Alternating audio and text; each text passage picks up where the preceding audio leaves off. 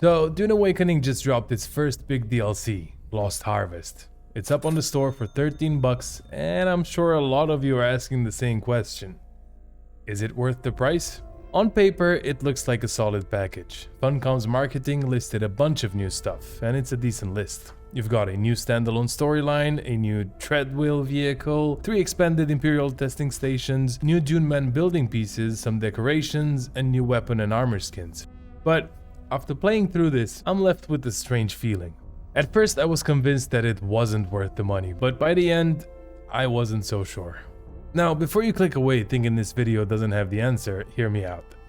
The main attraction here is supposed to be the new story, and I'll be honest with you, it starts off pretty slow. It's got quests that make you wonder if you're even playing a new story or just running someone else's errands. It's mostly fetch quests, go here, get this thing, bring it back. It feels a lot like something that could have just been a regular contract board quest. It's not exactly thrilling. But, and this is a big but, the story picks up towards the middle and ends in a really cool way. It wraps up the loose threads and gives a satisfying nod to the lore that those serious Dune nerds are absolutely going to love. It's the kind of payoff that makes you appreciate the journey, even if the journey itself was a bit of a slog in the beginning. Tied to the story are 3 new expanded Imperial Testing Stations, and these are easily the best part of the DLC. They aren't just bigger versions of what we've seen before. They are unique, atmospheric, and they have a level of detail that makes them stand out. These forgotten testing stations are definitely some of the best instances in the game right now, hands down. I even had a few jump scares in one of them because it was so dark and creepy. Now, for the rest of the stuff, the new Treadwheel vehicle looks awesome with its unique animations, but it's actually slower than every other vehicle in game, including the standard sandbike. So its utility is a bit questionable, and it feels more like a cool cosmetic than a functional new tool. And the new weapons and armor, while they look cool, they're not endgame gear. They're all equivalent to aluminum grade unique gear you find in the mid-game. If you're a high level player looking for powerful new loot, you're not going to find it here. However, some of the customizations you get for these weapons are great and unique. For example, as a swordmaster, I never found a cool looking customization for my sword until this DLC. Now I have one, and it looks pretty cool. So the cosmetic side has some real gems.